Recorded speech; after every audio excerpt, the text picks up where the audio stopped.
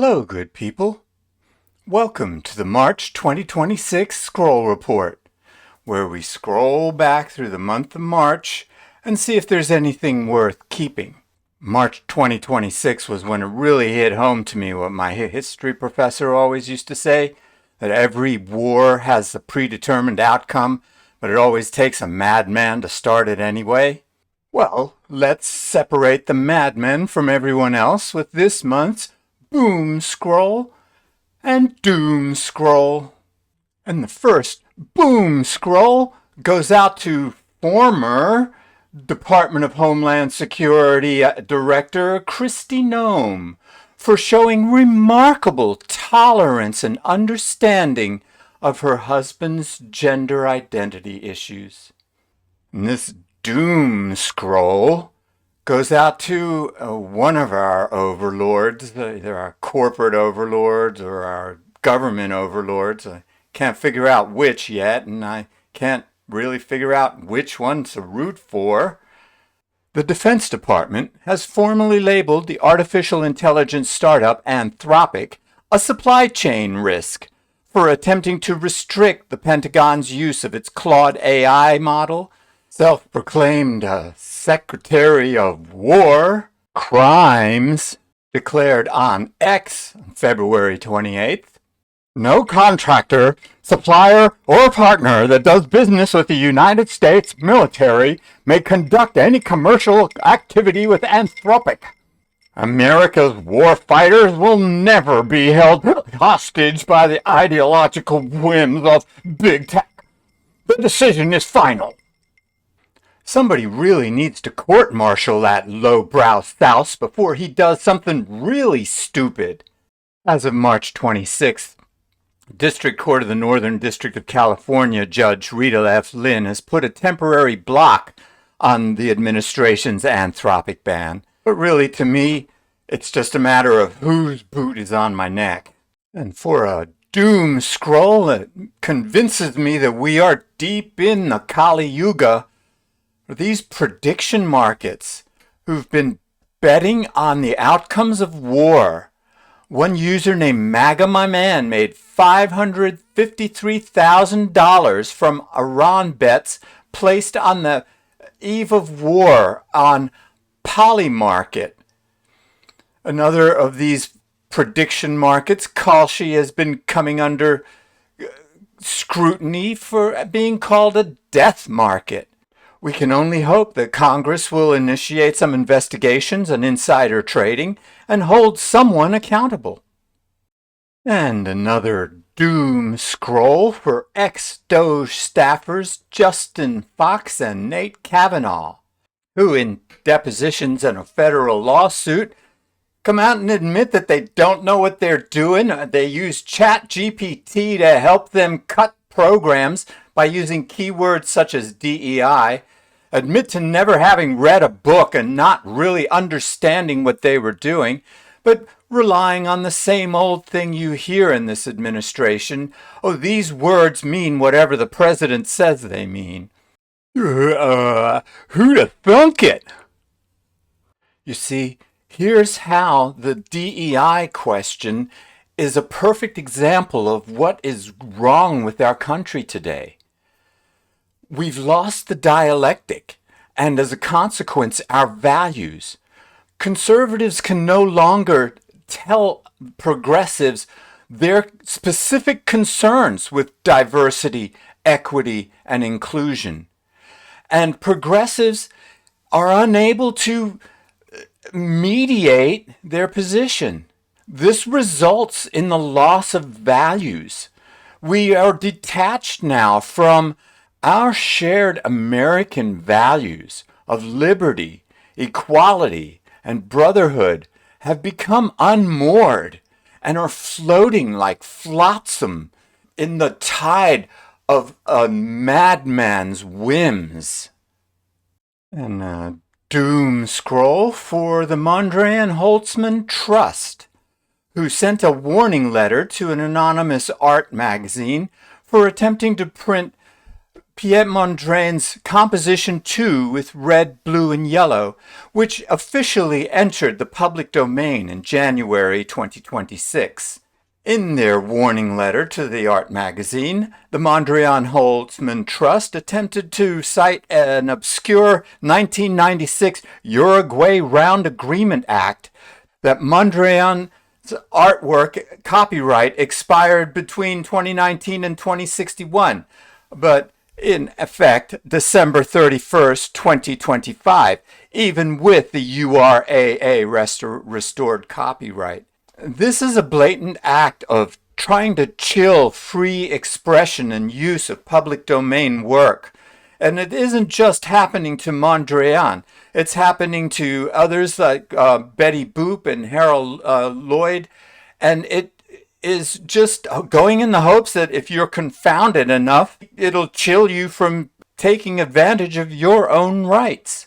And the last doom scroll of March 2026 goes to labor rights leader Cesar Chavez, who in a New York Times investigative story on March 18th, that the United Farm Workers co-founder abused and molested multiple women over the course of decades, some of them minors. As a child, I was very interested in La Causa and the work of Cesar Chavez, the way he organized the United Farm Workers Union and led hunger strikes and other strikes. And even to this day, I'm a little leery of eating grapes. I just hate to see that all come crashing down now, where he just joined the same class of people as the other guy we've been talking about. But we saw a few peeks at justice in March 2026, like this boom scroll for the council chamber of the Brussels Court of First Instance, who opened a criminal trial on March 17th against former Belgian diplomat and senior state official Etienne Davignon for his alleged role in the abduction and transfer that led to the murder of Patrice Emery Lumumba. Lumumba became the Congo's first prime minister and acted as an anti-colonial icon in 1961, but just several months later was killed by a Belgian-backed secessionist rebel group.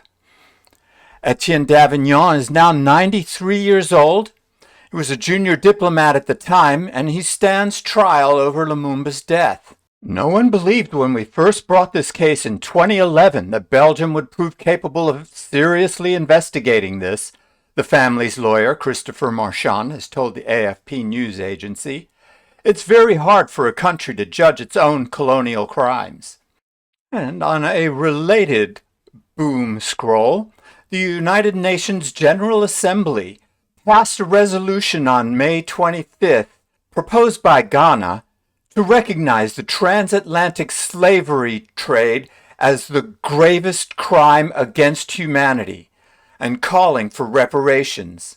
And true to form, the former colonial powers, the United States and Great Britain, voted against this resolution. Ghana's president, John Dramani Mahama, a key architect of the resolution, said the resolution's passing was a route to healing and reparative justice. The adoption of this resolution serves as a safeguard against forgetting. Let it be recorded that when history beckoned, we did what was right for the memory of the millions who suffered the indignity of slavery. And we have a double boom scroll for the country of Switzerland. Boom! Boom! The Swiss House of Representatives voted on March 5th against enshrining permanent and armed neutrality in their constitution. The Swiss Senate didn't reject the entire initiative, though, because they want an alternative article of neutrality as a direct counter-proposal to what the House voted on. So, this will become a nationwide referendum. The Swiss citizens are expected to vote on the neutrality initiative sometime this year. Any realist would not expect the Swiss people to reject the neutrality that they've had since 1815. but it will keep from enshrining it in the Constitution, making it a lot more flexible in the future. At least that's the hope. Boom! On March 8th, Swiss Defense Minister Martin Pfister criticized the United States and Israel for airstrikes against Iran, saying that their actions, along with those in Tehran, violated international law. The Americans and Israel have attacked Iran from the air. In doing so, they, like Iran, have violated international law, Pfister said, calling on the warring parties to cease violence and protect the civilian population. And a boom scroll to ProPublica for their Trump Team Financials database, a searchable database to explore potential conflicts of interests for President Donald Trump and his administration. Documents disclosing positions officials have held, their assets and their debts.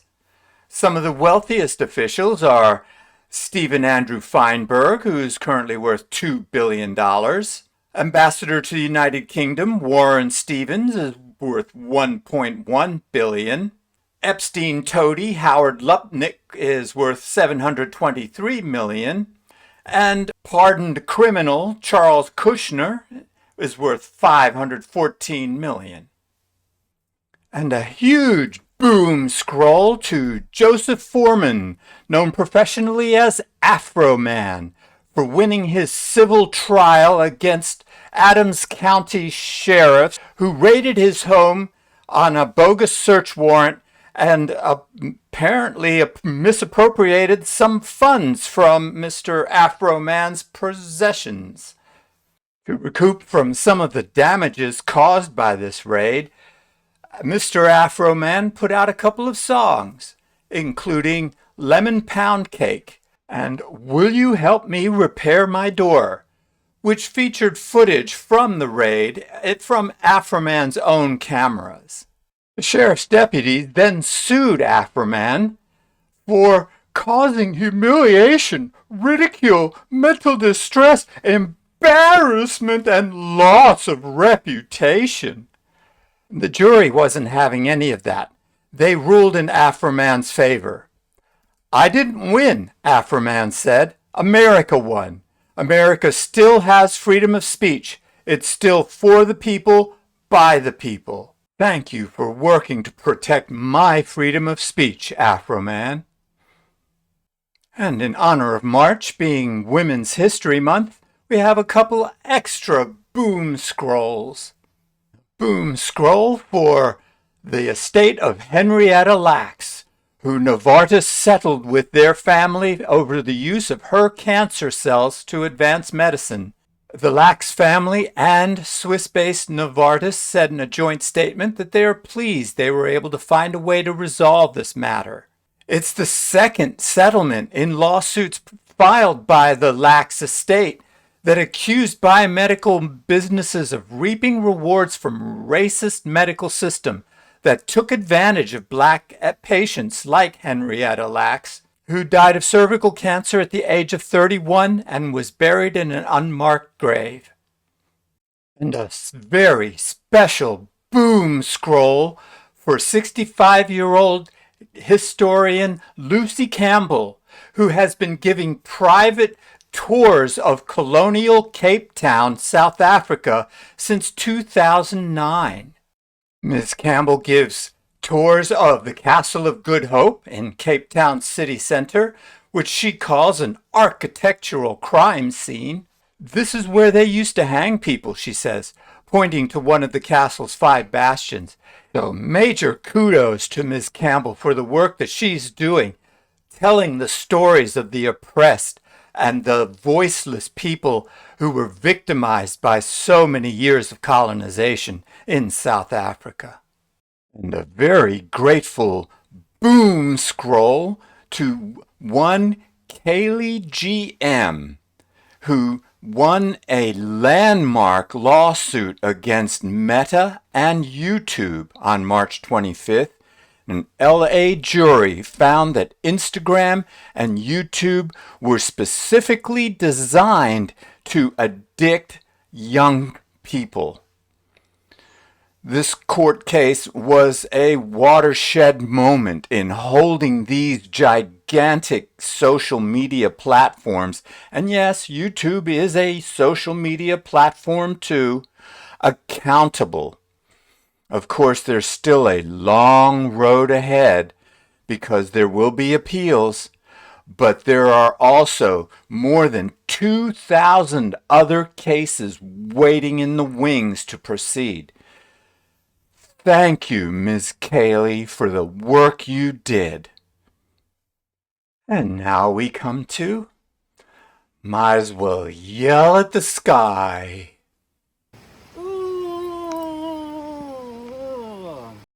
The gaming industry is going through a bit of a crisis right now. Mobile games and Steam platform computer games are doing pretty well right now, but the AAA games, especially console gaming, is really having trouble right now. Unity Technologies, Microsoft Gaming, Electronic Arts, Sony Interactive, Epic Games, Take-Two Interactive, Ubisoft, Sega, and Riot Games have all had major cuts to their development staff over the past year. HighGuard, which was voted Game of the Year last year, ended its service in March. So what big-pocketed investor is going to spend the huge amount of money required to develop these games when they're just going to fail in a matter of months? Plus, the price of hardware is going through the roof. All the RAM is being bought for data centers, so developers can't even afford to build the computers that they need to develop these games on. But even so, the cost of consoles themselves are skyrocketing. Next month, PlayStation 5 is going to raise its price $100. For the standard PS5 is now going to be $650. And no new games are coming out, no new consoles coming out. This is just the same price for the old console. Those people who are waiting for Grand Theft Auto to save the console industry had better wait a little longer. Hopefully by the end of this year, Grand Theft Auto 6 will be coming out, but I don't know if that's enough to save the console industry. And when some of these console games actually play better on a PC, like Overwatch and Call of Duty, people are going to hang on to their old computers and play these games there. Some blame goes to the cigar chompers up in the top floors trying to force these live services into games that don't need to be live service games, such as RuneScape, Dragon Wilds, Elden Ring, Night Rain, Ark Raiders, and Dune Awakening. Those games lost 90% of their engagement, mainly because they were forcing players into live service models. But I gotta tell you, there's one AAA game that just keeps chugging along. What I call the largest virtual dollhouse in the world. Oh, World of Warcraft. World of Warcraft was purchased by Microsoft in 2023, and they are trying to push it into the console market, but I'm seeing a non-existent market where this game has already been dominating for 20 years now. So yeah, this rant is kind of a plug for World of Warcraft. I've been playing it for more than 15 years now, and I'm inviting everyone I know to join on board and come and play. WoW, as we often call it, just released a new expansion in March, which I think is the pinnacle of gaming right now. It's called Midnight, and it has something for everyone. Undoubtedly, World of Warcraft used to be a haven for deplorables. It was where Steve Bannon started recruiting people to join the Tea Party movement. And yeah, it was a very toxic place to play back in the 20-teens. But all that has changed now. World of Warcraft now is about as woke as you want it to be. It's gotten so woke that a lot of its detractors are calling it World of Wokecraft. But you know what? Those people aren't playing. So this is a safe haven now. There's even been some debate about keeping the word war in the name. I don't know what they'll change it to. I think Warcraft is just fine, but the emphasis is shifting away from war specifically. For the longest time, there were just two factions, the Horde and the Alliance, and you picked a side and you fought the other. But now the Horde and the Alliance are kind of getting together and making lovey-dovey and all that kind of stuff. The biggest change to this expansion, though, has been the introduction of player housing, which allows players to use assets developed by the developer to create the scenarios and scenery in the game to actually decorate your own personal domicile. So you can make a whole game out of just building your house now. And of course, being a massively multiplayer online game does mean that it's a live service, and it's one of the oldest live service games still running. And there's still stuff you can buy with hard-earned cash that goes into the game. I've seen people pay $90 for a mount that you can't get any other way but with cold, hard cash. And WoW is a subscription model, which means you pay $15 a month to play, plus the $60, $70 every time an expansion comes out. So that can add up to about $600 a year. But there are ways to mitigate it. You can convert gold that you earn in the game into game time so that you can buy a token that'll get you 1 month of a free subscription. And there are some limited free-to-play opportunities. The important thing is that you don't have to get new hardware to play. World of Warcraft works just fine on older computers, Macs, or PCs. And if you're still thinking about it, I encourage you to follow a few World of Warcraft streamers. I also have my own World of Warcraft channel, Cozy's WoW Adventures, on YouTube. But Twitch is where most streamers go, and there are a lot of streamers there that I recommend.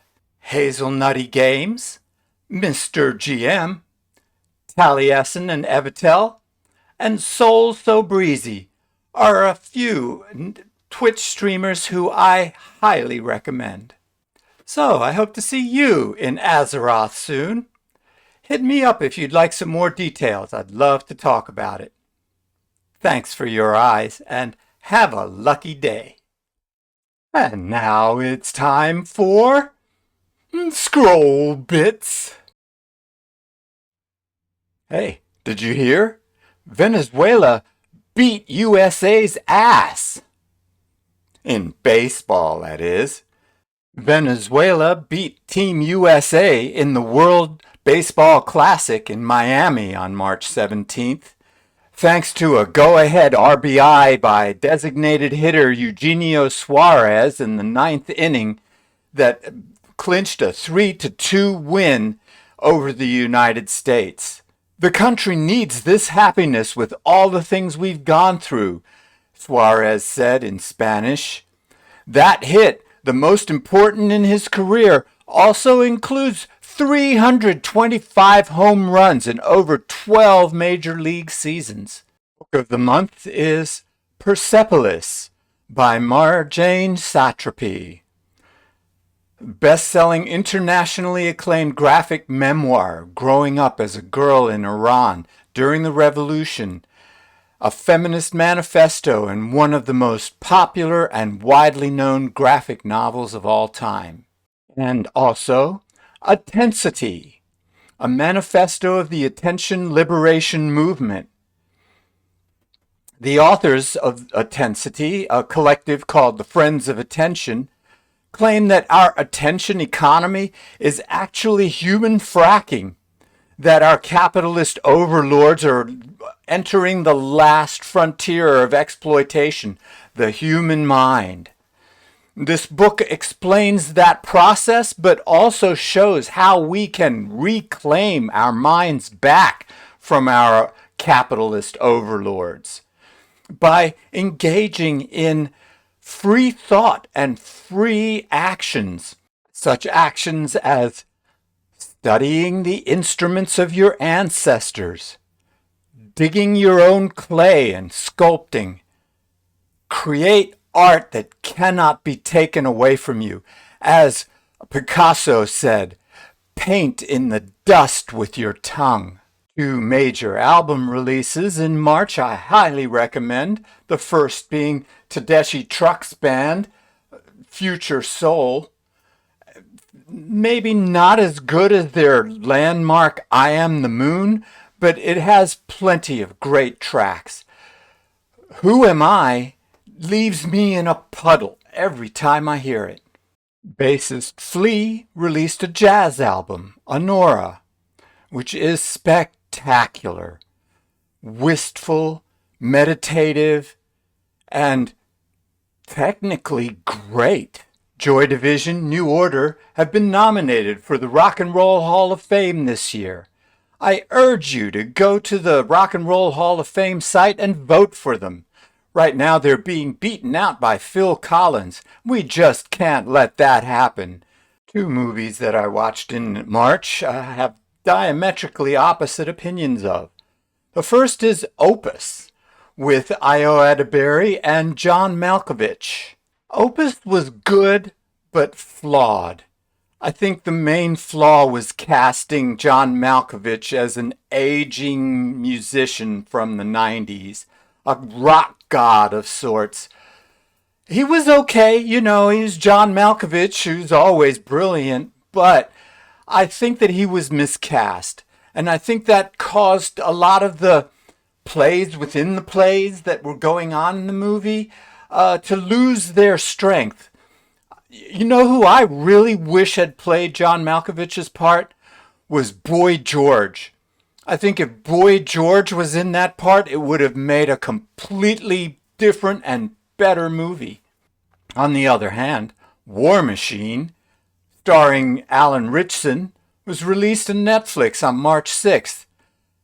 A perfect movie, and perhaps the best war movie since Saving Private Ryan, in my opinion. Ritchson was amazing in that movie, facing a shadow he can't escape until he faces it. And the line at the end that sums up everything: all machines have a limit. Highly recommend this movie. Vanessa Williams was honored with Signature Theater's 15th Stephen Sondheim Award during their Black Tie Gala benefit, March 16th, at the Anthem in Washington, D.C. Congratulations on an award that's well-deserved. I've been thoroughly enjoying Wonder Man on Disney Plus with Yahya Abdul-Mateen II and Ben Kingsley. Every short episode is a poem in itself. I've also been tremendously entertained by R.J. Decker on Hulu, starring Scott Piedman, formerly of Animal Kingdom. Decker is a disgraced former newspaper photographer and ex-con who starts life over as a private investigator in Fort Lauderdale, Florida. So there is a little bit of Burn Notice vibes to it, but the show it reminds me the most of is the old Rockford Files from the 70s. And the show that got a lot of people talking this month was Louis Theroux's documentary Inside the Manosphere, trying to take a good look at what the heck is happening to young men today. My takeaway from the documentary is that the manosphere, as it's called, is really not something new. It's in fact the world's second oldest profession, pimping. When a man comes to the conclusion that he has no intrinsic value, it's because he has no values, and he seeks it in material things like money and gambling and possessions, and rather than seeking to strengthen his own intrinsic values, he exploits the values of others, particularly women. Ooh. Hot take.